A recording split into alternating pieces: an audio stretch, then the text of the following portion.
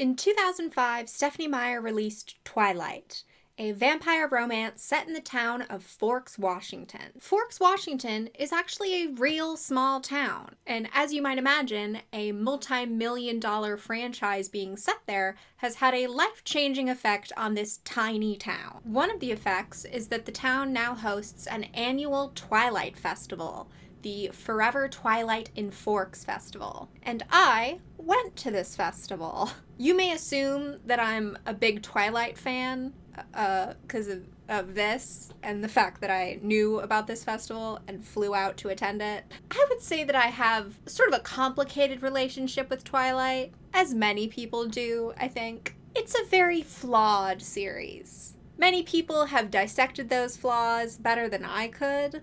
I recommend the book Why We Love and Hate Twilight by Sarah Elizabeth Gallagher, but that's not really what this video is. I got into Twilight in 2018. Around this time, there were a lot of think pieces and retrospectives about Twilight. It had been sort of long enough since the initial craze had died down that people were thinking back on it more critically and in a new light. And since it was back in the public consciousness, I became reminded of it. And I was like, hey, what is going on with Twilight?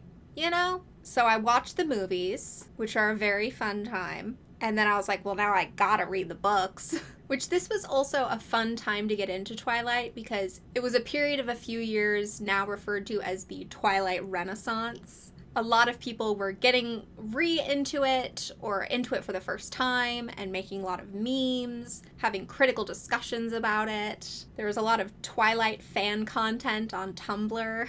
Effervescent.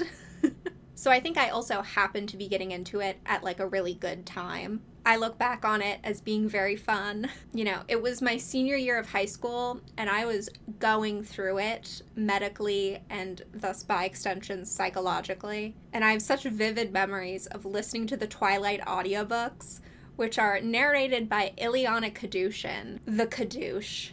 I don't know if they're like, good is a strong word. That sounds too critical. I don't know if they're like fitting. I don't think I listen to Ileana's voice and think like, yeah, that's what these characters sound like. That's the vibe of this series. But in some ways that is like part of the experience, which at that point I was morally against listening to audiobooks sped up, even though I read much faster than an audiobook at normal speed. So me and Ileana Kadushin spent a lot of time together. I also had a playlist. I still have a playlist. I can link it if you guys want. It's covertly a Twilight playlist. It's all like moody folk songs, and I would listen to that a lot. Sufjan Stevens was my #1 artist in my Spotify Wrapped for multiple years because of it. Yeah, it was just an era of listening to a lot of Twilight stuff, which if you want to listen to some Twilight stuff, you may be interested in the sponsor of today's video, Raycon. Raycon makes awesome earbuds. They actually recently improved their Everyday Earbuds Classic. They originally sent me the older version of them, and then they were like, hey, by the way, we're sending you the new ones, so please disregard those old ones. And I was like, okay. And then I tried the newer version, and I was like, ooh, I like these. I like that the case is smaller, the audio quality sounds better. I use them every day. Mine are rose gold, which is obviously the best color, but they do have other colors if you're not on the pink wavelength. With the case, they have 32 hours of battery life. They also now have active noise cancellation, which I love because I hate noise. My favorite is to use it when I'm blow drying my hair. Hot tip if you hate blow dryers. Put some noise canceling headphones on while you're putting a very loud motor like around your head. I sound like a dog that's afraid of the vacuum cleaner. Whatever. It's a great quality of life improvement, all right? The earbuds themselves have a button on them, which is how you turn on the noise cancellation, but it also does a lot of other features. There's a lot of controls and stuff that it can do, which is very convenient. I'm sure they're great for working out and stuff because they're sweat resistant. I can't speak on that because I don't do that. What I do is I lie down a lot, and these are great for that because they're very like flat and flush to your ear, like they don't poke out at all. So if you're like lying curled up against a pillow, they're not gonna like squish your ears. I really love them. I think they're great. And if you're interested in trying them for yourself, click the link in the description or head to buyraycon.com/SarahSerif to get up to 30% off during Raycon's Black Friday and Cyber Monday sale. Thank you again, Raycon. So, I've been into Twilight for a while, right? And I actually got my friend into it back in the day. And we had a loose plan to take a road trip up to Forks, Washington. This was going to be, I guess, vaguely spring break or summer of 2020. So that didn't happen. And in some ways, I'm glad we didn't do that. Forks is 1,200 miles away from Los Angeles, which would have been a 20-hour road trip. And we weren't planning on going during the Twilight Festival. We were just gonna go like a random time. And when the festival isn't happening, there's not like a ton to do. This is just a random small town. It was never intended to be this famous. It used to be the center of the logging industry, but that was like already declining by the 90s. It is a town of 3,400 people, which is less than the population of my high school. It's literally a one-stoplight town. It's super remote. It is surrounded by the Olympic National Forest, so they get a lot of tourism from hikers, and it is a 4-hour drive from the Seattle airport. So why did Stephenie Meyer choose this random small town? Well, she chose it because it gets a lot of rainfall. I forget what metric we're measuring, if it's number of days per year of rain or inches of rainfall, but it's a very rainy place. And you may know that in Twilight, vampires sparkle in the sunlight. So the Cullen vampires live in very cloudy places so that they can stay in one place and conceal the fact that they are vampires. So apparently in 2003, Stephenie Meyer was searching the internet for rainy, cloudy places, and she found Forks. And I think she became like enamored with the name Forks. It's referring to like forks in a river, because there's a river that forks into different branches, and so that's why they named it that. And it is a quaint name. For a time, she was planning on naming the book Forks. On the blog section of her website, she has a cover mock-up that she made of the first Twilight book titled Forks with a pen name that she was planning on using at the time, which I think we can agree that Twilight is a better name for this book than Forks would have been. Twilight is a lot more evocative and moody and vampiric versus Forks.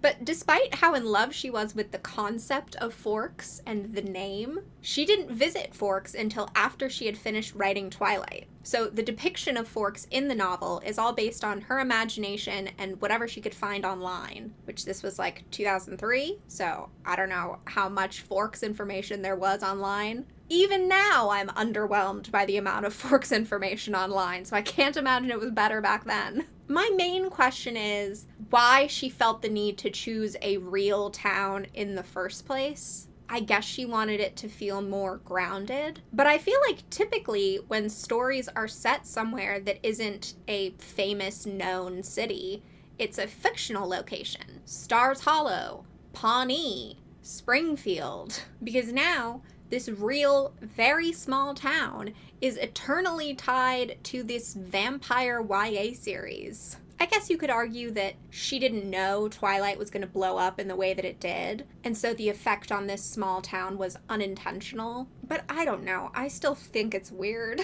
Especially because not only was she using the real town, she was using the real local Native American tribe. The Quileute are a real-life group of people, still around, still live in the area, and Stephenie Meyer not only put them in her books, but she also invented a complex werewolf mythology that she then attributed to the Quileute legends, which I think was a disrespectful thing to do. I wish she had not done that. But as of now, in 2025, the town of Forks as a whole seems to have a generally positive to neutral relationship with the concept of Twilight. I think everyone's kind of willing to play along, you know? A lot of local businesses sell Twilight-themed merch, even if the business itself has nothing to do with Twilight. A lot of restaurants have Twilight-themed menu items. And while I was there, I did ask a few locals, like, how do you feel about this whole thing? And the response seemed to be, we get a lot of tourists. We get a lot of tourists for hiking. it's whatever. I was like, okay. I mean, maybe they were just being nice to my face because they knew that's why I was there. But I don't know, everyone seemed pretty chill about it. And I think, to be fair, we are now 20 years on from the first book being published in 2005. At this point, twilight tourism is kind of normal for this town. I think people have kind of gotten used to it. And I think it also helps that it's not as crazy big as it was. At the height of the Twilight franchise, Forks was seeing thousands of Twilight tourists. Before Twilight, Forks saw maybe 6,000 tourists a year. In 2008, 19,000 people visited town. We weren't sure quite how to handle it. In the beginning, we realized that people were coming in little greater numbers than we'd ever seen before. So far in 2009, 66,000 people. So it's like a pilgrimage. And businesses are capitalizing. Every store sells Twilight souvenirs, even the locksmith. Sully's Drive-In sells the Bella Burger. This restaurant even has an entire Twilight menu. I'm having the Portabella mushroom ravioli with a side of Ed bread. Even the Chinese restaurant has life-size cutouts of Edward and Bella greeting people as they order chow mein and kung pao chicken. The motels offer Twilight rooms. Twilight towels, there's Twilight light switch covers. Like we said, Twilight has changed everything. So by 2025, everything's kind of mellowed out. As for me, I've been vaguely thinking about visiting Forks for quite a while now. And I think I've been sort of aware that there's a Twilight festival held in the town. But this year, I saw some Twilight TikTokers talking about the festival. Specifically, Cherish Danae and Sarah Elizabeth Gallagher. And they talked about how it was happening and how they were both going. And I thought, that sounds kind of fun. And it also sounds like a good video idea, not gonna lie. So I was like, all right, let's do it. So I'm sure your first question is, what is this festival? Like, what is there to do? Every time I told someone I was going to the Twilight Festival held in Forks, Washington, their first question would be, what? And I'd have to be like, you know, the vampire books from 10 years ago or whatever. Kristen Stewart, Robert Pattinson. And they'd be like, oh, okay. And then the second question would be, do you visit the filming locations? No. To my knowledge, nothing was filmed in Forks. They have 0 filming locations for you to visit. Everything seems to have been filmed in Oregon and British Columbia. The iconic Bella Swan house that is now an Airbnb in Oregon. The Cullen house that is now fenced off and you can't visit it in Oregon. Nothing was filmed in Forks. It's like when something takes place in New York but is filmed in Toronto, which I'm sure it was easier logistically is why they did it. Forks is very remote. It's a very small town. I don't know if it could really support a film production. And the places they actually filmed are places that are more picturesque than the actual Forks. Forks does have a lot of Twilight details. I mentioned the businesses having Twilight merch and menu items, but the town has also made places for photo ops. So when Twilight started getting popular, people would visit Forks and be like, where's Bella Swan's house? Where's the Forks High School? And so the Forks Chamber of Commerce was like, well, I guess this is a thing people are interested in. So they invented a lot of Twilight locations for you to visit throughout the town. This is a Twilight brochure for both Forks and sort of the surrounding area. It tells you about some locations, and then there is a map with various locations marked in Forks, La Push, and Port Angeles. There is also a Twilight Museum. It's a small exhibit with a lot of costumes and props from the movies. It's very small and has limited hours, so you have to check ahead on the website. So that's what Forks has just year-round. If you were to visit it whenever, that's what you could do that's Twilight themed. Which, it's all very cute. I appreciate them doing it, but I think you could knock it all out in a day or two. I know that a TikToker named Mark Sebastian went there, and he just missed the festival. He was there right before, and he was very underwhelmed with the town of Forks. Which, to be fair, I think you might hear, oh, it's Forks, Washington. You might think that there's more to do than take a photo with Charlie Swan's police car and order a Bella burger. And because of the museum's very limited hours, he didn't get to see that either. So if you're planning to go, not when the festival is happening, it might be a little bit underwhelming. Especially because Forks is so inconvenient to get to. You have to be like pretty committed. Or I guess also into hiking. Because if you go there during the non-Twilight Festival and you want to see all the photo op spots, see the museum, and then also go hiking in the Olympic National Forest, that I think would make it a little bit more worth the time and effort to get there. But going during the festival makes the town a lot more fun if you're into Twilight, right? Everything gets a lot more Twilighty. The festival has vendor shopping, appearances by special guests, and parties. The special guests are people associated with Twilight in some way. It's a different lineup every year. Usually it's actors from the movies, but they've also had director Catherine Hardwicke, and Stephenie Meyer has come a few times. The festival also hosts a cosplay troupe called the Olympic Coven. These are cosplayers of all of the Twilight characters, and they role play as the characters at different events. So it's kind of like at Disneyland, how you can meet Cinderella. Here you can meet Alice Cullen. The festival has been going on for a very long time and has sort of evolved into what it is today. It started in 2007 as Stephenie Meyer Day. They wanted an event to celebrate Stephenie Meyer, and so they chose Bella's birthday, September 13th.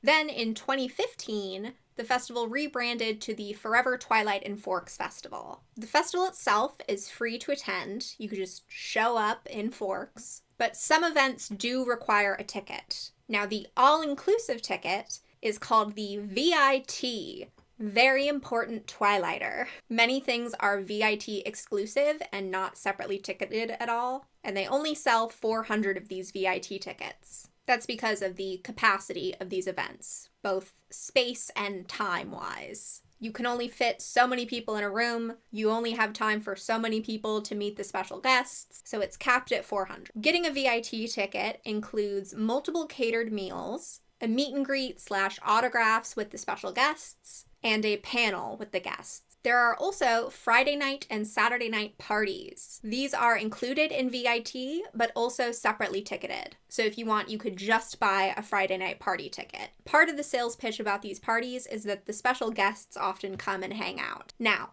2025, when I went, the VIT ticket cost $600, and the Friday and Saturday party tickets were about $200 each. This is not cheap. I'm not very familiar with fan conventions. I mean, outside of watching Swell Entertainment, like, I don't go to those. But it's my understanding that VIT is a pretty reasonable price for how much is included. It costs a lot of money to run an event, right? But I did not really want to do that. So I did not buy a VIT ticket. Part of the appeal of VIT is the celebrity guests, the panel with them, the meet and greet with them, and I don't really care about that. I'm not really a celebrity person, especially not, like, Twilight celebrity. No offense, but, like, I don't need to meet them. So that was one factor, was that I wasn't super interested in what VIT was offering. But then also, when I decided to go, it was January 2025. The event is always in September around Bella's birthday, which is September 13th. So like 9 months away, which I have learned that January is late to be booking this. Tickets for the next year's festival usually go on sale very soon after the event ends. So people are buying tickets fully a year in advance. VIT had been on sale for months at this point, and I think was sold out. So I don't think I could have gotten a ticket even if I wanted one. But I realized, I think I have a very limited window to make this trip happen, even though it's January, right? And I was talking to my mom about it, and she was like, I think I want to come with you. I would feel more comfortable if you were not alone, which is fair. And she was like, you're not going to want to do that 4-hour drive from the airport. Which is also fair. I don't really like driving. So over the course of me deciding to go, the plan quickly evolved into me and my mom going. Which then I was like, well, I'm definitely not getting VIT because I'm not going to get it also for my mom. She certainly doesn't care. And then it's weird if just I get it and then, like, what? Does she just wait in the hotel room while I'm going to all of these pre-planned VIT events? Because the other thing is, VIT felt like kind of a big time commitment. There's a lot of VIT events, and I wanted to feel free to do whatever I wanted to do. I felt like if I got VIT and skipped a bunch of the VIT events, I would be wasting a ton of money. So I didn't get a VIT ticket, and I acknowledge that for some people that might be a detriment to this review. This might have been a more useful review for some of you if I was reviewing the expensive ticket and whether or not that was worth it, but that's not what I did.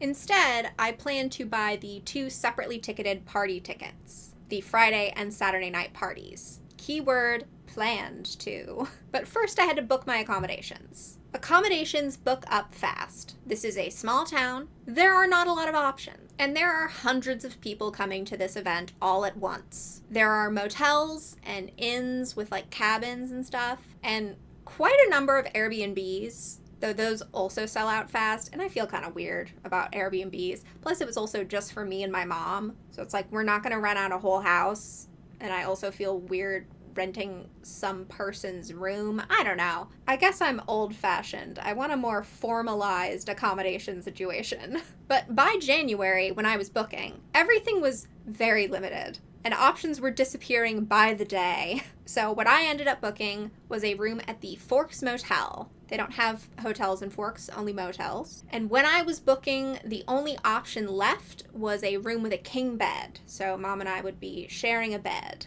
I was kind of worried about that because I have insomnia, but she sleeps with like earplugs and a face mask. Like, she was fine. So I didn't disturb her. I did flip-flop about switching to some different place. I had some Airbnbs bookmarked. I had some places that were slightly outside of town. But in the end, I stuck with the Forks Motel. I felt like it would give me the full Forks experience. And to be fair, it is very centrally located. It's a very convenient place to stay, as opposed to if I stayed somewhere outside of town and had to like drive in every day. Then my plan was to buy party tickets. And I waited on this. I don't entirely remember why. I think I was waiting to get paid or something. But before I knew it, those were also sold out. And I was like, oh no. So, what do I do about that? Well, there is a Forever Twilight and Forks Festival Facebook group. Facebook group's my enemy. The Facebook group is run by Lissy, who is the head of the Chamber of Commerce. She runs the festival, I believe has run it since like 2015. She's sort of the head of the whole shebang. And tickets for the festival are non-refundable, but they can be transferred. And you have to do that in the Facebook group. So a person wants to sell a ticket. There's a post in the Facebook group for people to sell their tickets. So you comment on that post, hey, I want to sell my ticket. Lissy then verifies that you actually have a ticket. She like checks your name and like sees if you have one, and then comments on your comment that the ticket is verified. And then people using Facebook Messenger or like DMs are like, hi, is this ticket still available? And so the person selling picks a person to sell it to, and then emails Lissy with the person who's buying the ticket also on the email thread and says like, hey, I'm selling the ticket to this person. And then the buyer and the seller do like a Venmo transaction, and then Lissy changes the name on the ticket. I don't know anything about e-commerce, so maybe this is just like the way that this has to go, but it is funny to me that this is how this works. I do appreciate, though, that Lissy's rule is that you have to be selling the tickets at face value. You can't be like scalping and sell the ticket for like $1,000. You know, this isn't a Ticketmaster situation. So I did that whole ticket process to get my 2 party tickets. I was able to get a ticket for, I think, Friday night, because that's the less popular night, in January. Like, someone was selling one, and I got it. And then I didn't get my Saturday night ticket until June. So you have to imagine, for all those months, it's just in the back of my mind, like, I don't have a ticket yet. I don't have a ticket yet for the party. I need to get that ticket for that party. So when I finally got both of them, I was like, thank God. All right, Jesus. I also booked flights for me and my mom. We flew from Burbank to Seattle. The Burbank airport is the smaller cousin to LAX. It's small and old and kind of weird, but that means there's way less people and it's way less of a hassle. The problem with it is because it's small, it rarely has direct flights to anywhere useful. I think it's great if you're like going to San Francisco, but I almost never get to fly out of Burbank. But Alaska Airlines has, I guess, a hub in Seattle, and they have direct flights from Burbank to Seattle. So that's what I booked, and I was very pleased. So then all I had to do was wait until September. Now, over the months, as I was waiting, info about the schedule was coming out. So the special guests were announced. So the special guests were Kellen Lutz, who played Emmett, Peter Facinelli, who played Carlisle, and Eric Odom, who played Peter in Breaking Dawn, one of the vampires who comes and helps them against the Volturi. He comes to the festival a lot, is my understanding. I think he finds it real fun. I do not know that man.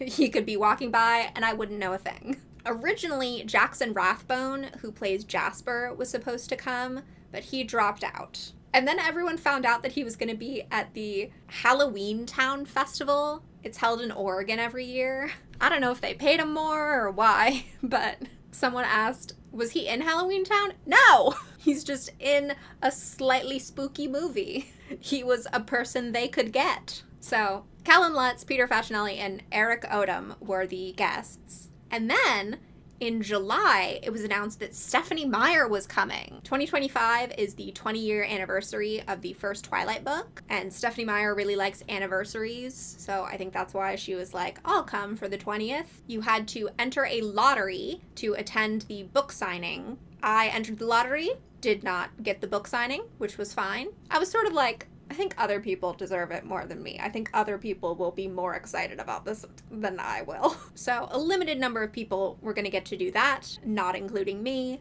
But there was also going to be a free, open to all Q&A. And there was some speculation online that Stephenie Meyer was maybe going to announce something Twilight related at the Q&A, like perhaps a new book.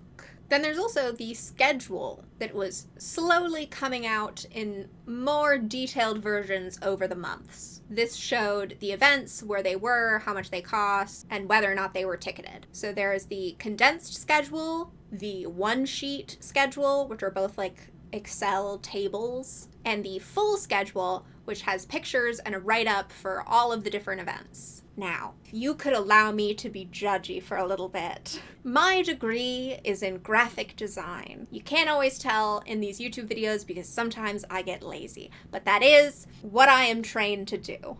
And the full schedule for the Forever Twilight and Forks Festival is illegible. Every page background is a full color photo. They are not blurred or obscured in any way. The text is on top of these photos. The text is center justified, taking up the entire length of the page, and most of the text is white with a different colored drop shadow, so like gold or red. Occasionally, the text is in other colors, like yellow and blue, but it's never easier to read. You can't read this. Why does it look like that? The one page is fine. It's like an Excel table, so it's very organized, but it is very small because it's fitting in like every event and multiple pieces of information about each of the events. My mom is of an age where she doesn't need reading glasses most of the time, but she was like, what is this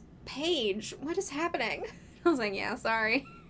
And then I also feel like the schedules do not make it clear how all of the events overlap, because a lot of the events are just like time windows. The vendors are going to be selling for these hours. The Timber Museum is open for these hours. Meanwhile, there's actual scheduled events happening at specific times throughout the day, like the costume contest. And these schedules communicate the information for each individual event, but not how all of those events overlap and interact with each other. They also include the VIT events and specially ticketed events mixed in with all of the other free events. So what I did is I made my own schedule as a Google Calendar. It is color-coded. Gray is for free events, purple is for ticketed, and red is for VIT only. And for each of the events, I added all of the details to the notes section. So where and when and what the event is. I was very happy with this. I felt like it was good for me to see what was sort of happening throughout the day. And I tried to share this Google Calendar link in the Facebook group, but my post was never approved. The moderation settings of the group mean that every post needs manual approval, I'm assuming by Lissy. And I don't know if they just didn't like my calendar, or if they thought it was spam, like they didn't know what it was, or if they didn't want to be sharing some random person's Google Calendar. But my calendar never saw the light of day.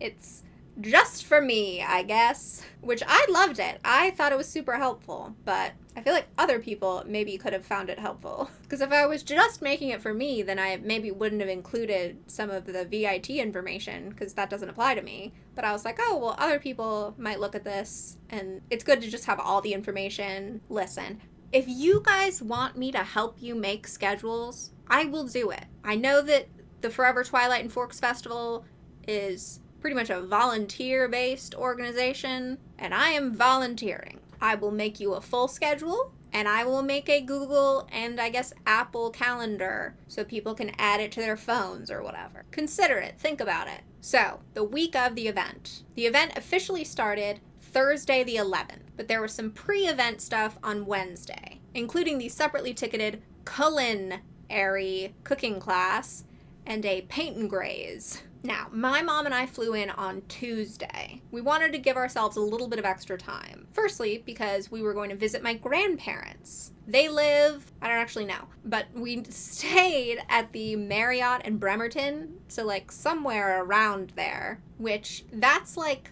around an hour out from the Seattle airport. So it had a dual purpose of also breaking up the driving. As opposed to flying in and doing a 4-hour drive on the same day, we were flying in, getting an hour of the drive done, and then doing the next 3 hours the day after. Hello, it is 10:24 on Wednesday, so it's like day 2 of our adventure. Mom is sitting in the chair over there, which is making recording this awkward. I feel real weird about it. We're powering through. It's gonna be fine. Our flight yesterday was good. It was only like 2 hours because it's LA to Seattle. There was a very cute little baby in overalls, so that was nice. And he was in a good mood like the whole flight.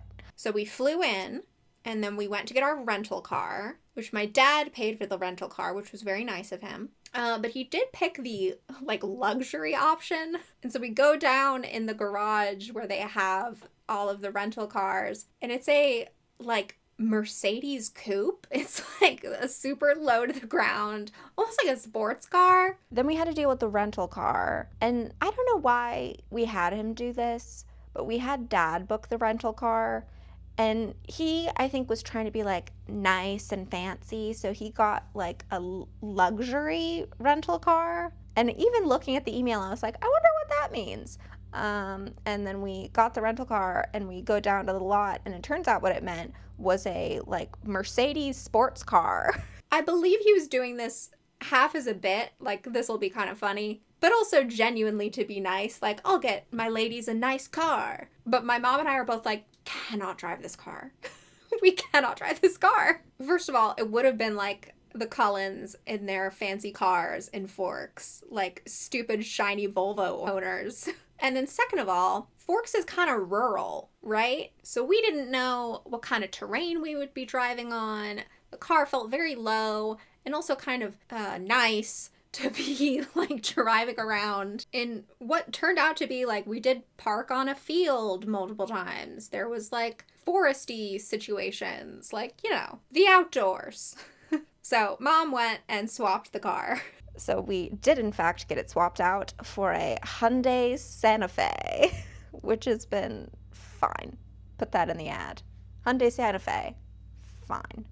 And then we went to our hotel and had dinner with my grandparents, which was nice. And then we went to bed to do the rest of the drive on Wednesday. So Wednesday morning was our big driving day. For breakfast, we went to Cafe Casina Coffee Roasting Company. I'm mentioning this because Mom thought it was very cute. I didn't take any B-roll of it because I was like, we're not even in Forks yet. This is just like step 1 of the drive. But she took a lot of pictures of it. Just like to have, I guess.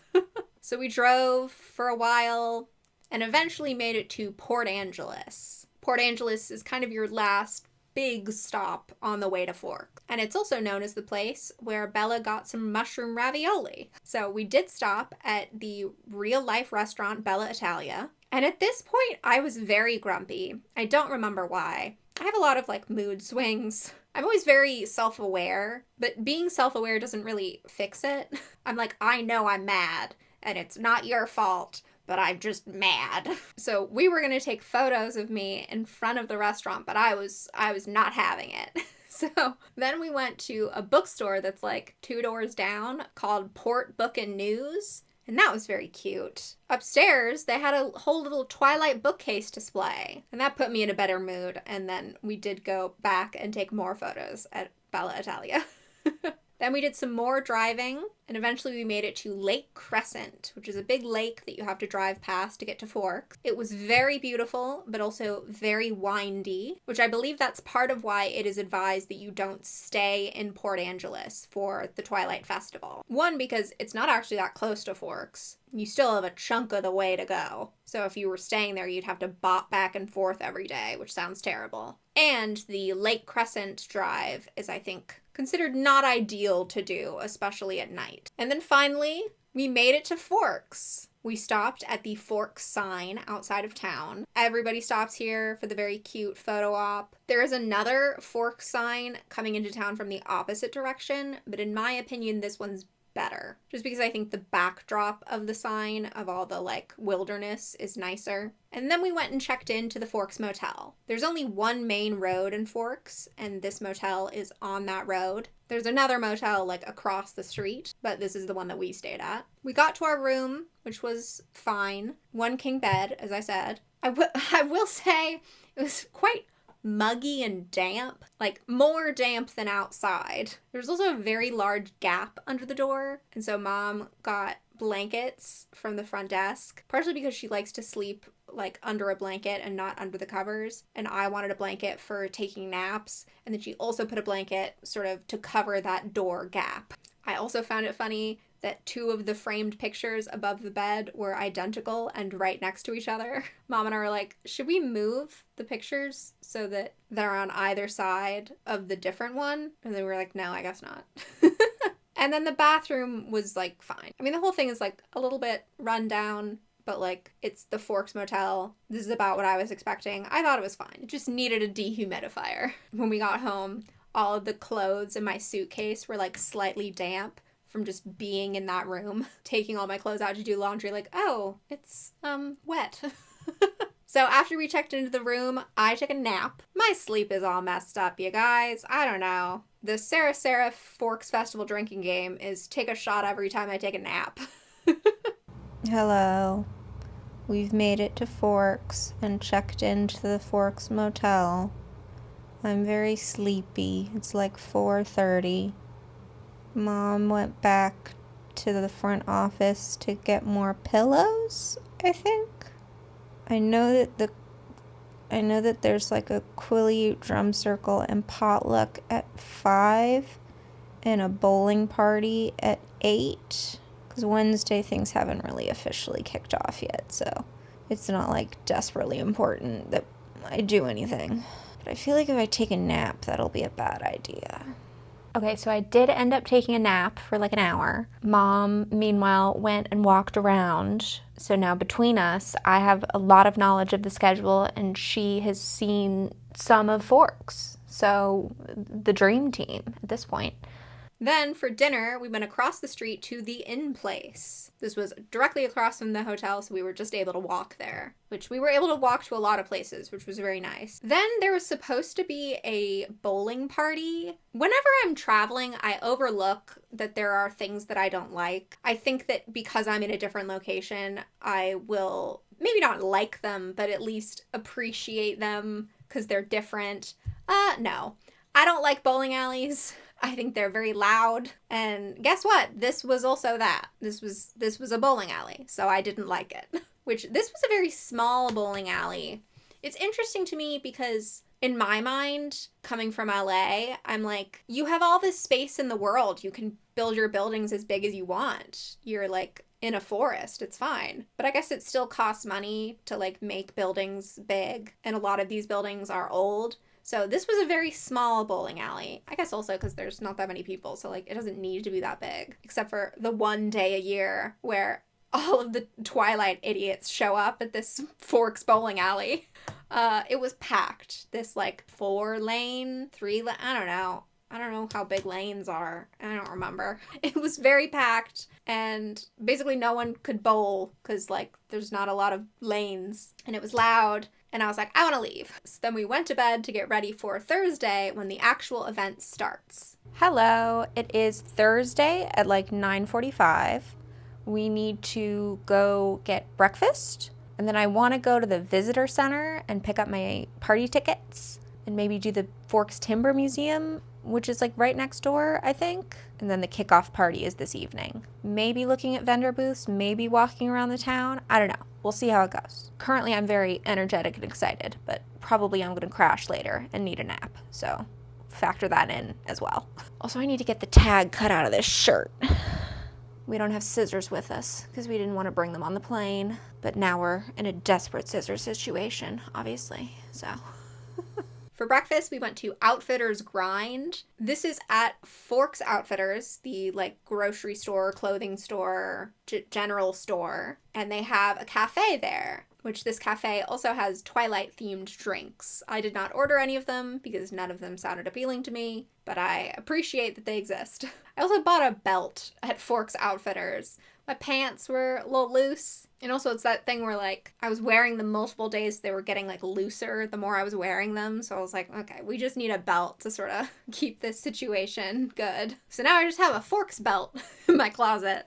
That's my Twilight belt. Then we went to the visitor center to pick up my party tickets. And there was a moment where I was like, the transfer worked, right? Like I do have these tickets. They're gonna find them for me. And they did. So that's cool. Then we went inside the visitor center / Chamber of Commerce. Outside, they have two versions of Bella's red truck, a screen accurate version and one that is, I think, 1 year off from being book accurate. Inside the visitor center, there's a ton of Twilight memorabilia, like posters and cardboard cutouts. On the wall, they've painted the quote about Forks from the first Twilight book, but it was also kind of busy in there. So we left and went next door to the Timber Museum. I loved this. This is my jam.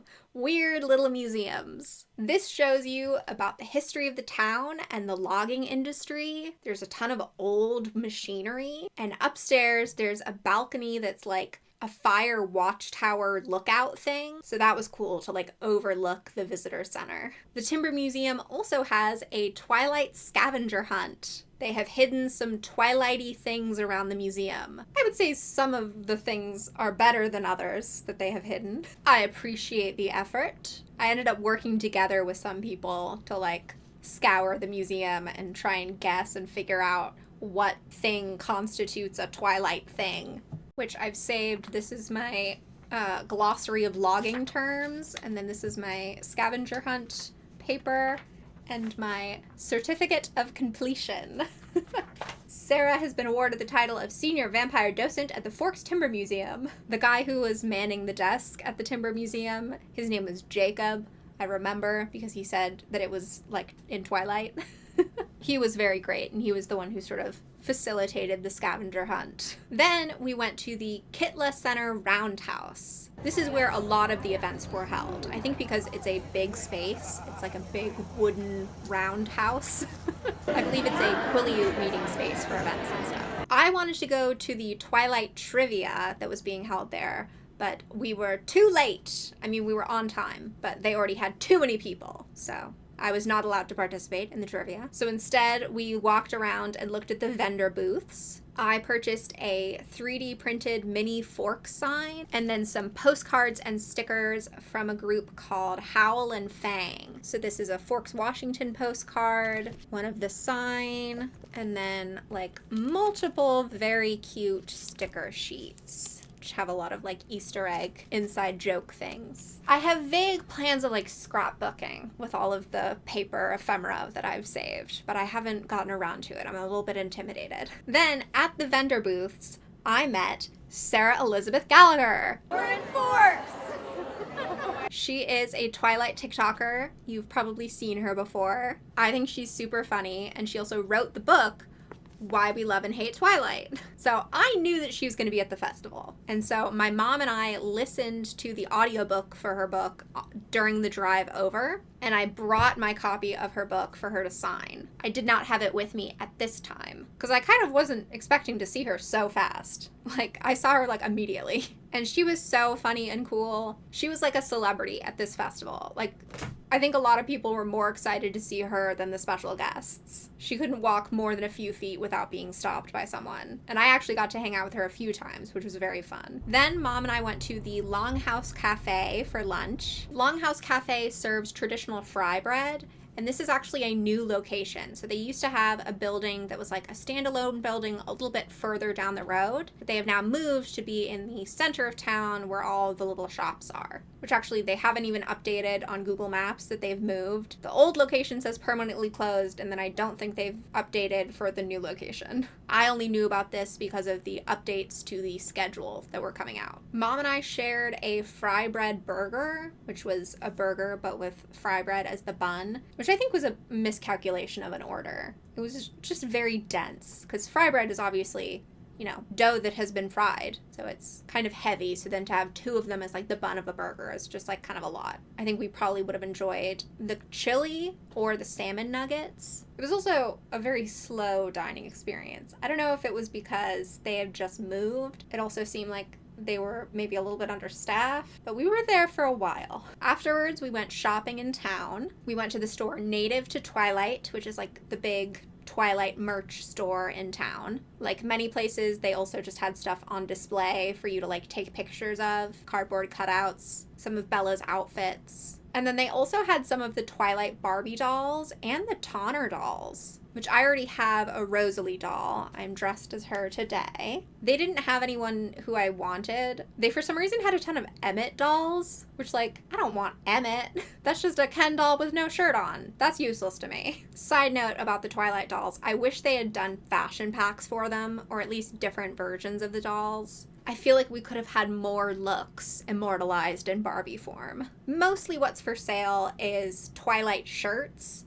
and Forks Washington shirts. But you gotta visit there just to like browse and like see all the Twilight stuff. Then we went to Sasquatch the Legend, which is a Bigfoot themed store. I guess it hadn't really occurred to me that there's just gonna be Bigfoot stuff all over the Pacific Northwest. I don't think Forks is considered like a Bigfoot hub, but it is in the forest in Washington, so they have some Bigfoot stuff there. It's a lot of touristy stuff, like fridge magnets and stickers. They do have some Twilight stuff, a lot of like silly Twilight stuff. Like they had a lot of stuff for the Chuck Esme doll. If you're not aware, in Breaking Dawn, when Bella has her baby, Renesmee, the baby is supposed to be like a vampire-human hybrid who grows super fast and has the intelligence of an adult and is like super emotionally mature and beautiful. Weird, we can acknowledge. And they didn't know how they were gonna execute this for the movie. They ended up just doing like CGI over the face of an actual baby. But for a while they were thinking of doing like a puppet, and so they made this puppet of Renesmee, the weird baby, and it looks kind of like Chucky. It looks pretty haunted. It doesn't look ethereal, which is, I guess, what they were going for, but it so missed the mark. And so this doll has become sort of a meme within the Twilight fandom. And so there's a ton of Chuck Esme, Chucky and Renesmee merch in this Bigfoot store. We went in the Chinook Pharmacy, which is just like a drugstore, but they do have some Twilight stuff in there, because of course they do. And then we also went in the library. It's a small library, but I thought it was cute. They had a display of some other vampire books, like not just Twilight, and then some like other vampire stuff. And then I also got this Twilight bookmark. Then I took another nap, and then it was time for the event kickoff at the Kitla Center. I was going to participate in the music trivia hosted by Cherish Danae, who's a popular Twilight TikToker, but again, we were too late for the trivia. So then by the time we got back to the Kitla Center for the kickoff party, we were late for trivia again. Both trivias, completely missed them. Well, didn't get to participate, but we did sit there and watch the music trivia. It was very cute. It was hosted by Cherish Danae. You might know her from TikTok. She used to live in Forks. She's been involved with the festival a lot. She worked at the Twilight Museum here. She's been very involved in the festival. Everybody loves her. She's great. I would not have done well at that music trivia, by the way. So Mom and I just sort of sat and watched. I was still kind of low energy at this point, so I was like, let's just sit here and wait for the next thing. Which, meanwhile, the Olympic Coven cosplayers were just wandering around taking pictures with people. This is the Disneyland element of this event. They're in character, interacting with people. And at one point, the Jasper cosplayer approached us. Mom ended up kind of leading this interaction, which is funny because she was like, thank God we listened to that book. So I remembered that Jasper affects people's emotions. Because they were able to have a little banter of oh, people always feel really happy around me, you know? I think there was some talk about sunscreen and aging. I'm not super into this improv stuff. Having a normal conversation with a person where I'm not trying to do a bit and playing along, it's already enough of an ask for me to talk to a person normal, you know? And now I gotta talk to a person who's Jasper from Twilight. I don't know.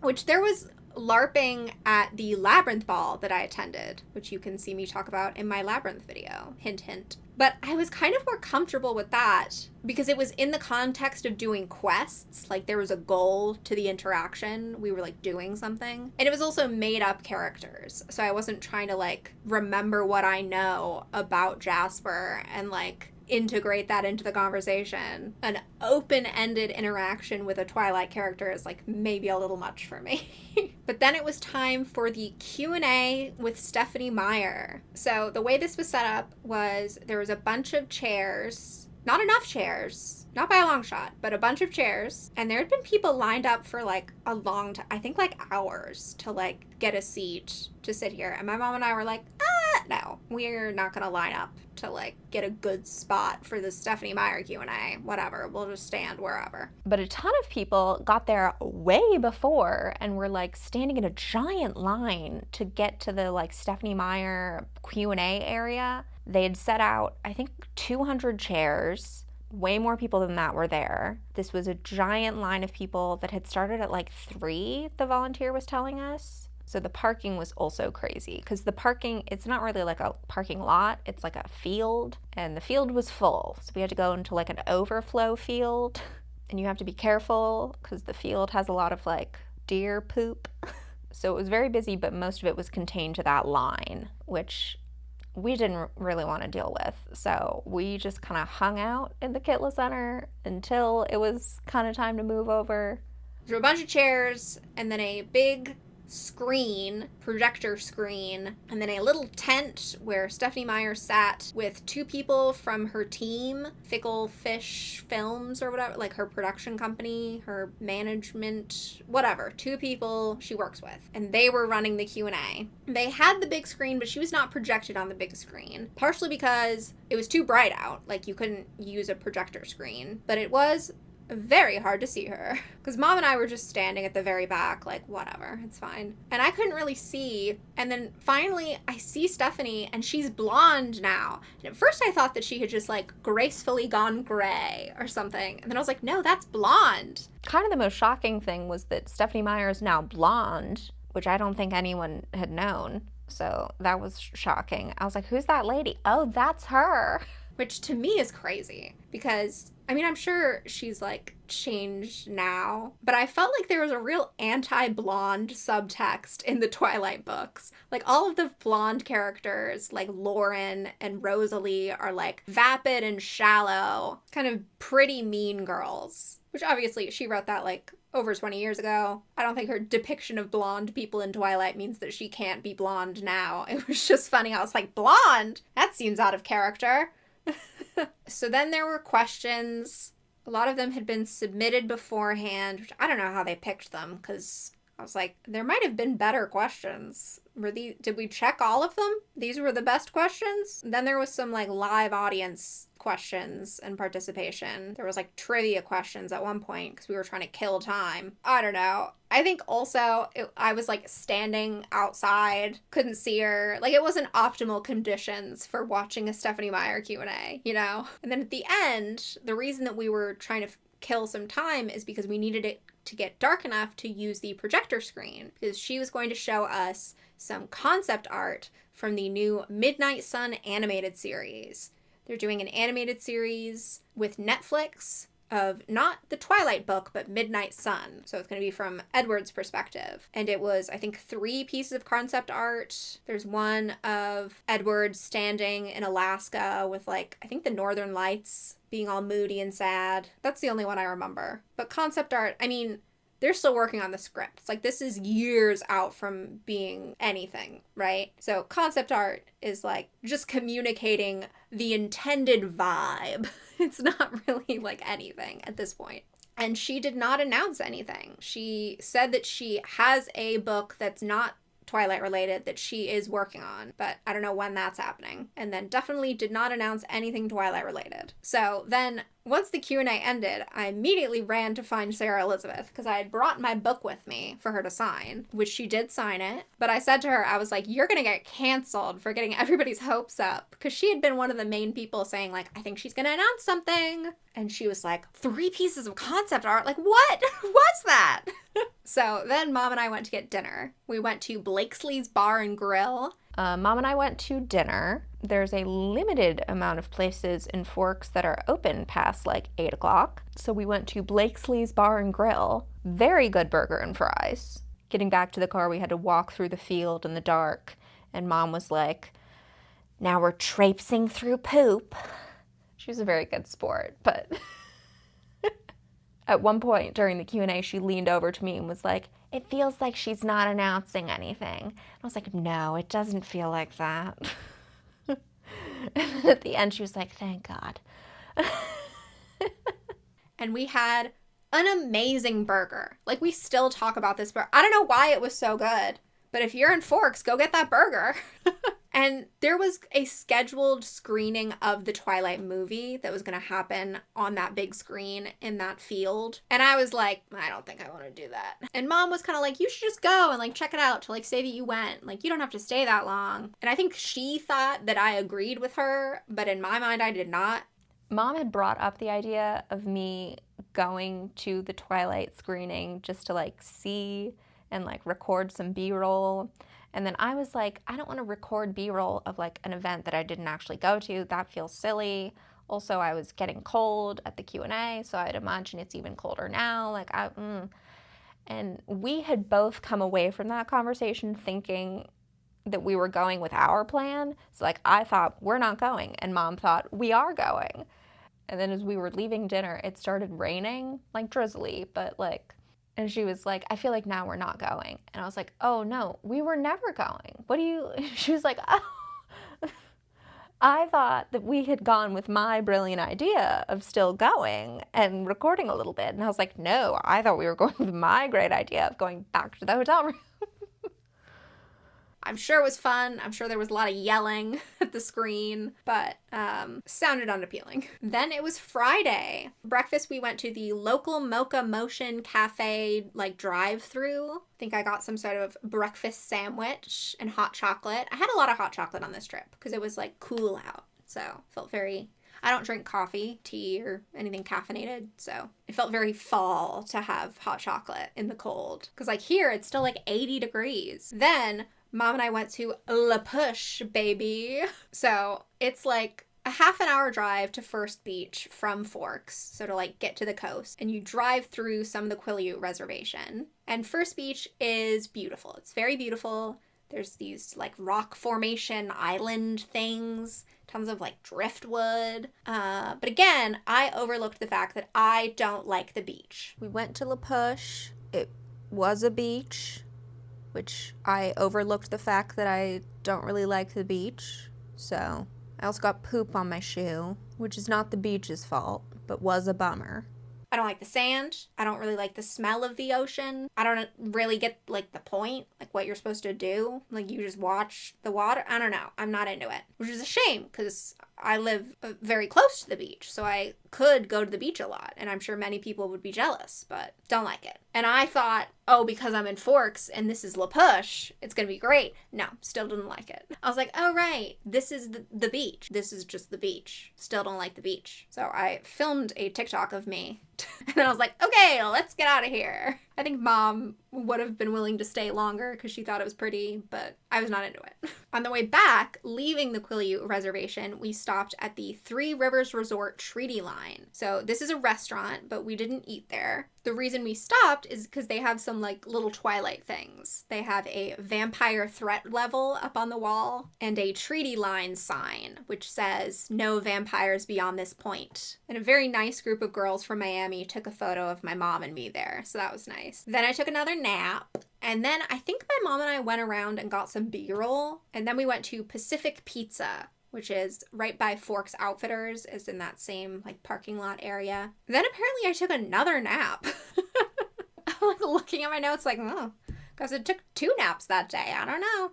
So we shot a tiny bit of B-roll and then went to a pizza place and accidentally ordered a really stupid sandwich. So that was cool. And then we came back and I took more nap. And now it is time for the Friday fandom party, which I really had to be coaxed into getting ready because I am still tired, but I'm ready now. So it's 8:45. I think it started at 8:30, so we'll drop me off at that and we'll see how that goes.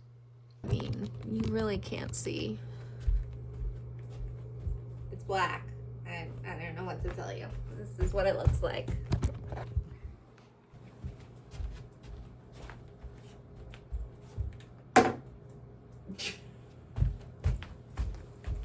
But then it was time for my Friday night party, the separately ticketed $200 party. The theme of this party was Twilight Turns 20 Fandom Party, and it was at the Rainforest Arts Center. So the way this was set up is there's tents around the building in like an L shape with tables to sit at, refreshments, and a photo booth. And then inside the Rainforest Arts Center, and that was another photo stand and a dance floor. At the party, I hung out with that group of Miami girls again, took a photo together at the like not photo booth, like photo station. And the actors were there wandering around and people were getting pictures with them. I think it's because I'm from LA and here it's considered like kind of rude to bother celebrities. Here the vibe is more like they're people, leave them alone. Or maybe like a brief, nice interaction, right? And so it did make me feel kind of weird, like people like coming up like, hi, bye. Like, I don't know. It felt very, not even transactional because it wasn't even like, I don't know. It just felt weird to me. I felt very awkward. I was like, this feels like rude. I don't know. I can't. And then it's also weird because like, I don't care about these people. I'm sorry. Certainly a lot of people there were like, oh my God, Kellen Lutz. How exciting. But that's not really like how I felt about the situation. But at one point, Peter Facinelli was surrounded by a crowd of women taking photos. And the Miami group kind of helped me like scooch in there and get a picture. I like gave him my phone and he like took selfies of us. And then at the end, he like winked at me. And I was like, okay. I mean, it's funny. This is like the time where they're like very famous, surrounded by a ton of people who like really are excited to see them. And these are not like super famous people the rest of the time. So I'm sure it's very fun and very gratifying to have people so excited about them. And definitely the vibe, specifically with Kellen Lutz and Peter Facinelli. I don't know how it is with the other actors, but definitely there is a vibe of like people are swooning over them. People are excited because they're like, oh my God, Dr. Cullen. So they're definitely like working it. They're like being charming and winking, apparently. But it's also like, not me. I'm not the one for that, you know? At one point, we saw some girls who were outside of the party on the other side of a chain link fence on the side of the building. They didn't have tickets. They just sort of showed up in Forks and they wanted to get a glimpse. And Kellen Lutz happened to come over and he was like, what are you guys doing out there? And like took pictures with them like over the fence. It was very cute. I took a picture with the Alice cosplayer. I don't know why I'm like hunching over like that. I think in my mind, I'm like, I need to lean in for the picture, but then I always look insane. Why am I like hunching? What am I doing? Ugh. And then I also took a picture with the Esme cosplayer. And for this party, all of the cosplayers were dressed up as more modern interpretations of their characters. So like how Alice would dress in 2025, as opposed to how she was dressing in like 2008. I also took a picture with Eric Odom at some point. I don't remember that interaction at all. I was just like, I guess he's here, sure. And then I also spent time with another girl who was giving out friendship bracelets, which friendship bracelets were a thing. Here is my collection of friendship bracelets and wristbands. I don't really know how you're supposed to like display these or what you're supposed to do with them. Right now they're just sitting on my bookshelf in preparation for this video. Then Saturday, we went to Outfitters Grind again for breakfast, but Mom didn't like their breakfast options. She wanted like fresh baked pastries, and they had like, you know, like little like coffee cake in a little plastic wrap. So we went to the deli counter, but at this point of the day when we were getting out of the motel room, it was like basically lunchtime. So they only had like lunch options. So then we went to the local Mocha Motion again. Then we went to the stores that we hadn't seen yet. So we went to the Attic, which was a thrift store that was underwhelming. Lapel's Flowers and Gifts, which was a small gift shop that was very busy and had a good amount of Twilight stuff in it. I mean, at this point, everywhere was busy. There were way more people milling about on Friday than there were on Wednesday. We also went to Fog and Fern, which is like a clothing boutique. They have a lot of graphic t-shirts and sweaters. And they can also do print on demand there. They have a little counter in the back where you pick a design and pick a base shirt and they can just print it on there. Then we tried to go to the Hoh Rainforest, which is, I guess, a temperate rainforest in the Olympic National Forest. I had done some research on this beforehand. A lot of very grumpy hikers and national park visitors on Reddit talking about how you have to get there super early, like pre 8 a.m. Otherwise, the line is going to be so long and you're not going to be able to see it for hours. And before social media, no one used to go to the Hoh Rainforest. But now it's super busy all the time and it's not even that great. It's overrated and ruined by all these people. So I was like, I'm not optimistic about our chances of like getting in and seeing it, but let's just try while we're here, you know? So we drove to the Olympic National Forest, and you enter the forest. You're like in the forest on the road, but you have not made it yet to the visitor center or the like official trails for like another good chunk of the drive. The visitor center / trails are supposed to be like an hour from the motel, but as you get closer, there is a giant pile-up line of cars. Mom might remember because she was the one actually driving, but in like 20 minutes we moved basically not at all, and we were still several miles away. I believe the problem is it's like a very small parking lot and a one in, one out situation. So you're just slowly waiting for people to leave. I don't know that much about national parks or hiking or forests, but Mom was saying like maybe they need a different, bigger parking lot further away and then like a shuttle that takes you to the entrance. Because it almost seems like a safety hazard having like all of these cars just like stuck. We were at a place where we were able to turn around because we were like, no thank you. And we were joking because there was this like very serious looking yellow Jeep behind us that had like a GoPro on the front and like equipment, like hiking equipment or something. We were like, ugh, the yellow Jeep is making fun of us for giving up and not being serious about hiking. Thank God we weren't in the Mercedes or the yellow Jeep would have made fun of us. But like, to be fair, if yellow Jeep was serious, yellow Jeep should have gotten there at like 6 a.m. So you're about as uncommitted as we were. So then Mom and I just pulled over on the side of the road and took some pictures. Because you're like still in it's still the forest. You're just not on the very pretty cool trail. Then we went to a cafe that's like on the road to the forest called Hard Rain Cafe. This was, I would say, not amazing. We shared a hamburger. We shared a lot of hamburgers on this trip.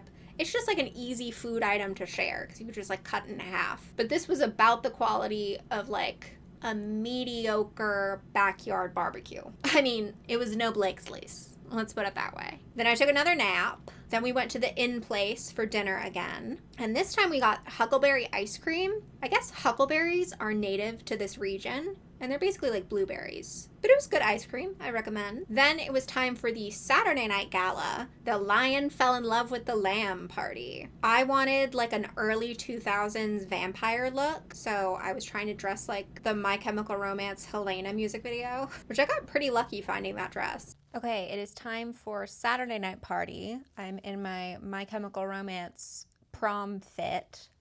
Dress is a little bit too long on me. That's okay. We were on a time crunch to acquire this outfit. Here's the dress. Mom is trying to be funny by bouncing light with a pillow. It's very annoying.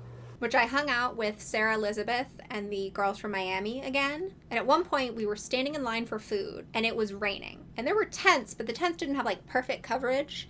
So it was raining on us. And I had this like black shawl as my, like, I didn't want to bring my rain jacket because it ruined the aesthetic. So I had like a black big scarf and I put it over my head. And everyone was like, oh my God, you look so Volturi right now. And one of the Miami girls had a digital camera and she took multiple pictures of me just like serving. Thank you so much, Ice, for these pictures. I will cherish them forever. And then I did quite a bit of dancing. I learned at the Labyrinth Ball that I do very much enjoy dancing in like a smaller event setting, but it was very fun. At one point, the DJ played Panic at the Disco. He was like, I almost never get to play this, but I know this crowd will appreciate it. And I lost my mind. I was like, I do appreciate it. I also took pictures with the Bella and Edward cosplayers. And Bella was in character, and they were in character. And I said to Bella, oh, you look great. And she was like, I feel ridiculous. Alice picked this out for me, or whatever. Okay, I'm back from the party. I haven't filmed one of these in my retainer. Whatever. We soldier on. Got back from the party, took a shower. It's currently raining, so I did use a scarf as like a cloak for part of the night, serving very much Volturi realness. It was good. It was very fun. I did a lot of dancing, which the last time I did dancing was for the Labyrinth Ball. So I guess I only dance at fantasy-themed galas. Maybe need to broaden my horizons on that a little bit. Really ready for bed. Retainers on. I'm extremely ready for bed. I don't know what to tell you. Very funny. Then it was Sunday. Sunday morning, there was a mock graduation event with all of the cosplayers, like, playing out the high school graduation. And then after that mock graduation, there was going to be sign-ups for the later event, the Vampire Central at the Cullen House. The Vampire Central was a role-playing event where the cosplayers role-played the confrontation between the Cullens and the Volturi, and they did this at the house that has been designated the Cullen House in Forks. Like, it's the Cullen House on the map and whatever. And the way that this sign-up worked is, I think it was a few time slots and each of them could only accommodate like 5 people at a time or something. I remember some post in the Facebook group about how this year was the first year they were doing it like this, like as more of an immersive role play experience. I don't know. I slept through the graduation and thus the sign-ups. So I did not see the graduation, and then I was not able to sign up for this vampire role play event. We slept through the whatever Eclipse graduation thing was. I slept kind of weird, so when my alarm went off, I was like, no, and went back to sleep.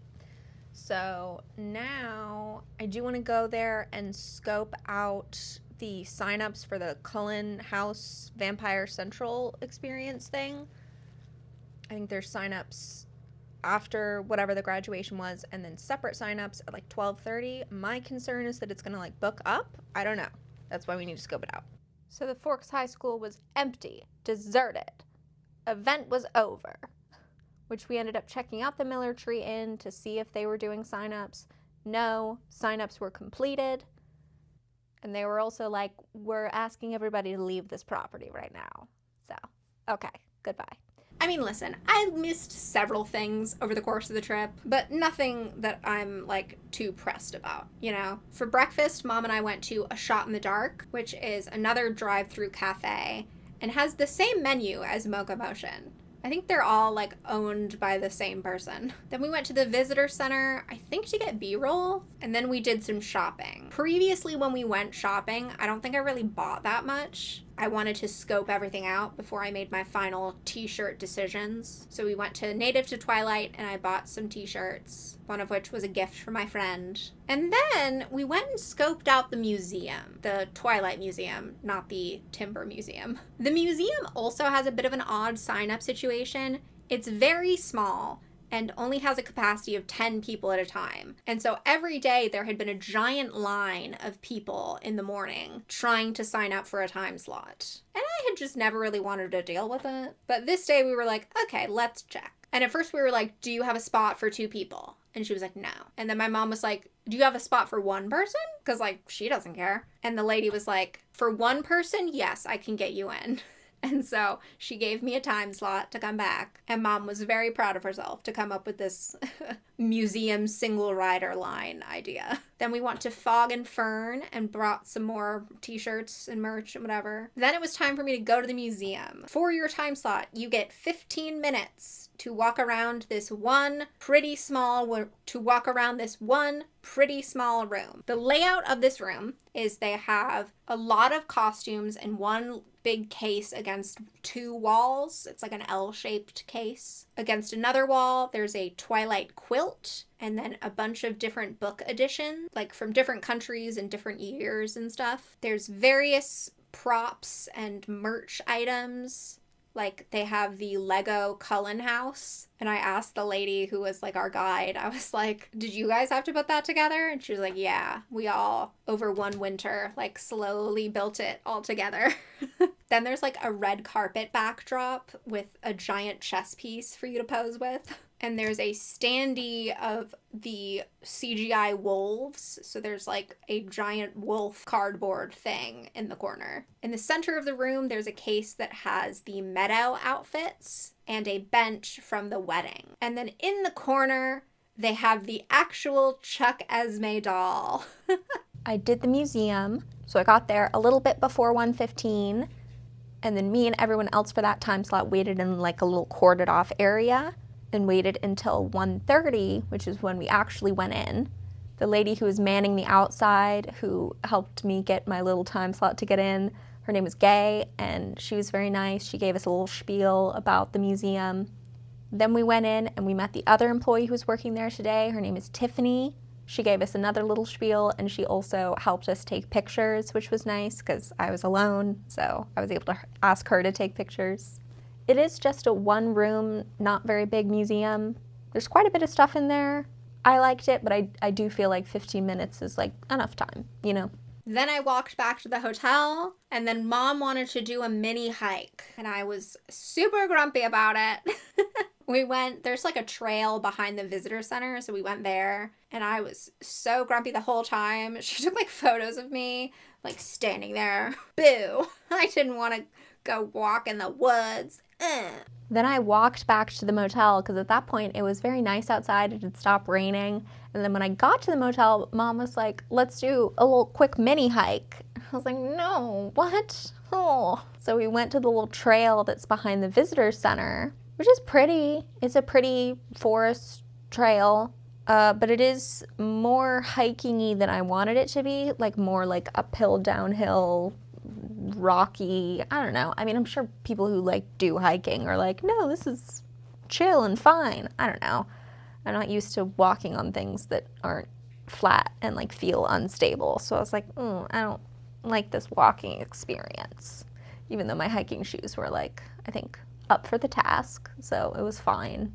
So we left, and then we went to Rinconcito del Sabor, which was a Mexican restaurant. We got some mole. It was very yummy. Then I took another nap, and while I was taking my nap, Mom went back to like continue doing that hike. And she admitted when she got back, she was like, yeah, the part that we did was like the only like kind of cool part. And then I believe she went out and got B-roll for me. Like I made a list of things that I hadn't gotten yet.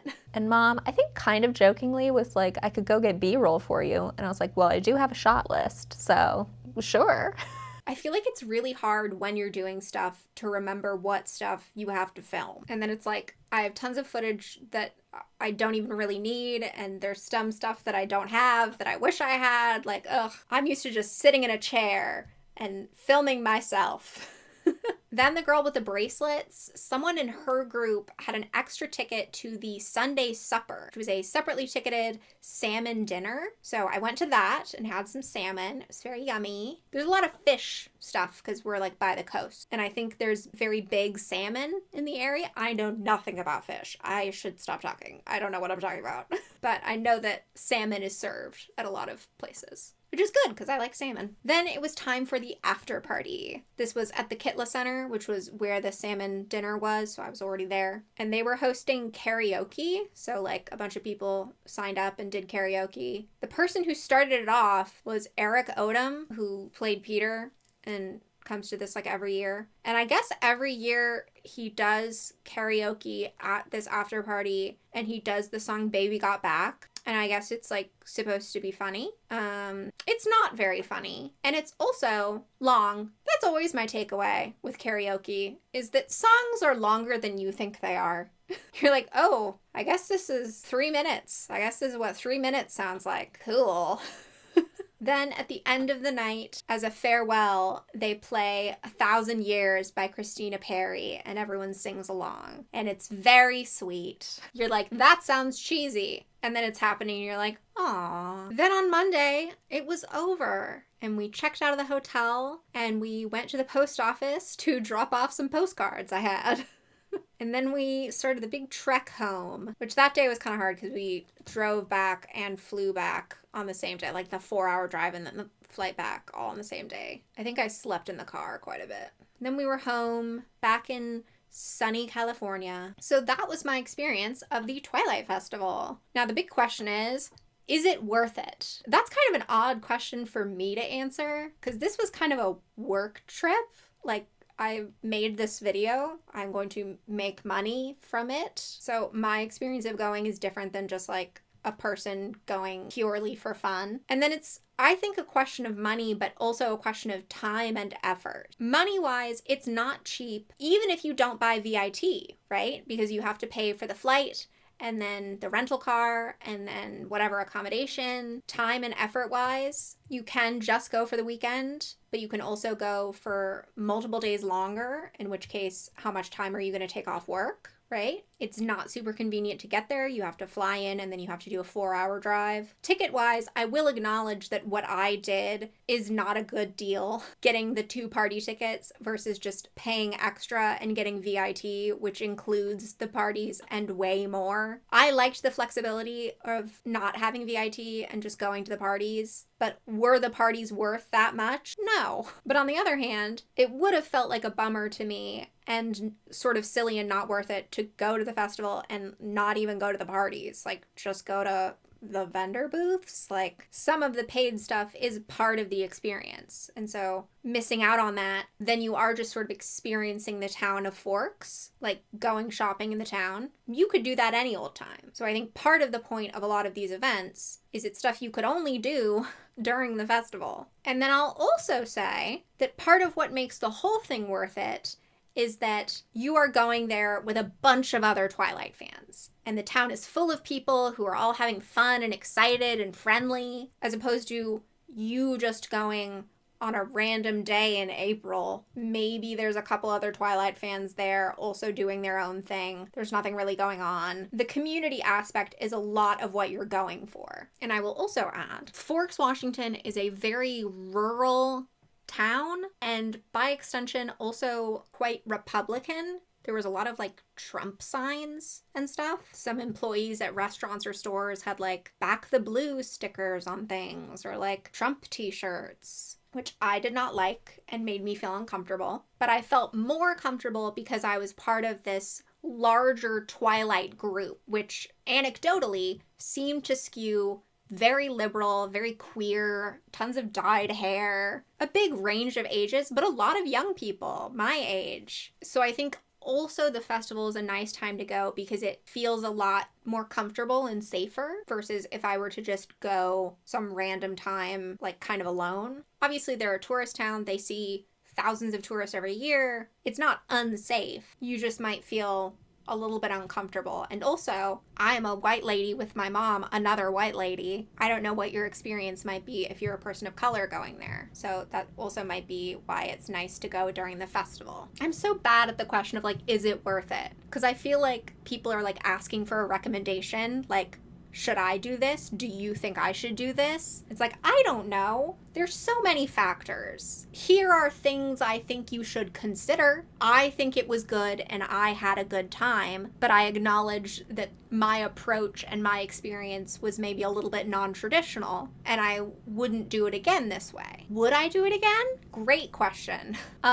So tickets go on sale for the next year shortly after the event ends. This time the tickets were delayed for going on sale until October, like later October, which I was actually on another trip while they were dropping, like in a completely different time zone across the world. I was like, okay, I guess I'll look at these Twilight tickets. I don't know. And the day before the tickets were supposed to drop, there was a post in the Facebook group that showed the prices. The party tickets went up from $200 to $300 each, and VIT went up from $600 to $825. Now, I am not arguing how much it costs. It costs a lot to put on an event, getting the special guests, the catering, the events with the special guests, other conventions and festivals, whatever, can and do charge that much or more, right? I believe when Sarah Elizabeth was asked on TikTok about the new prices, she said something about how it's expensive, but it's not exploitative,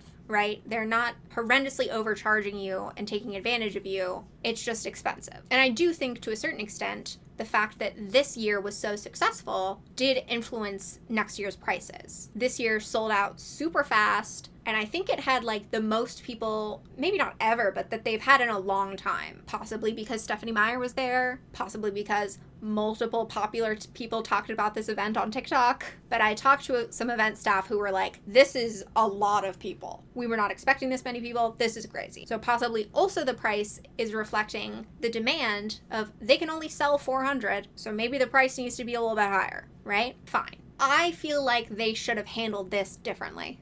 They should have put out a statement, not just a screenshot of the prices, ideally earlier than the day before, so people would have time to prepare. Because I know for me, I was mentally preparing for, okay, getting tickets, this is how much it's gonna cost, like, do I have that, like, ready to go, whatever. These numbers were significantly higher, so people were not ready. They should have put out a statement saying, hey, we are committed to put on the best event we possibly can. Due to rising costs, we have to increase our prices. We understand that this might be a bummer for some of you guys, but this money is going to go towards making this event as good as possible. We appreciate your support. Whatever. I think people still would have been annoyed, but I think they would have maybe reacted better, as opposed to the Facebook post about the prices got tons of, not like super negative comments, not like mean comments, but people being like, oh, this is like not what I was expecting, kind of a bummer. I wish we had known earlier, like what? And then other people arguing back of like, it's so worth it, you guys shouldn't be complaining, whatever. And it's like, I think for some people, the price is the problem and what they were complaining about, and that's fair. But I think some people were just like caught off guard and like, what the heck, you know? Tons of, you know, negativity and fighting. And I know Sarah Elizabeth got a deluge of comments and like people messaging her and asking like, what do you think about the prices? These prices are crazy. Which like, you don't want that to be the PR for your event, that it has a crazy price increase that everyone's mad about, right? I know that I certainly messaged her and I was like, oof, this price increase. I don't know if they thought maybe they could just slip this under the radar, like by not making a statement about it, by not telling people in advance. But I think that was the wrong move. However, Sarah Elizabeth and I had discussed going and how we both like the idea of going next year. And so I booked accommodations the day I left, because I was like, I know I have to do this like as soon as possible. So I just booked something just to have it, just in case. Not at the Forks Motel. And I had kind of decided that I was going to get a VIT ticket, because I have already done it without a ticket and done, I think, what I can do without one. So I would like to experience it with VIT. And then the prices came out, and I, in part, was just annoyed. I was like, I was in my mind thinking $600, and now $600 only gets me the 2 parties, which is what I did this year, which was way cheaper. So personally, I was just annoyed. And then I was like, am I willing to spend that much? So I've really been flip-flopping, and then working on this video and reliving it by writing this script. I was like, let's just buy a ticket, and if it turns out for some reason I don't want to go, I can't go, I'll resell it in the Facebook group using the fun convoluted email process. So as of right now, I do have a VIT ticket and a hotel booking, but I'm not like committed to going. But I am thinking about it, you know? I'm like leaning towards yes, right? So I guess, was it worth it for me? Am I planning to go again? I guess the answer is yes. And you can take that information and do with that what you will. I would like to say an extra special thank you to my patrons, with a flitterific thank you to Court, Austin Poston, and Melanie Mermaid. I have a Patreon now. It's very exciting. I'm putting out monthly bonus content on there, so I have 2 videos up there right now. It's just another way to support me. Absolutely no pressure. Kind of wanted to diversify my income a little bit, not have all my eggs in the YouTube basket. That's why I didn't do memberships. But we're having fun over there. I also have a P.O. box where you can send me things. And I'm Sarah Seraph on all social media if you want to follow me on there. As always, all the sources I used are linked in the description. And I don't know how to end a YouTube video. So, bye! I have like goosebumps on my arm. I'm very cold, but I didn't want to ruin the look. I'm just sitting here fidgeting with my bracelets. Like, when am I gonna finish this video?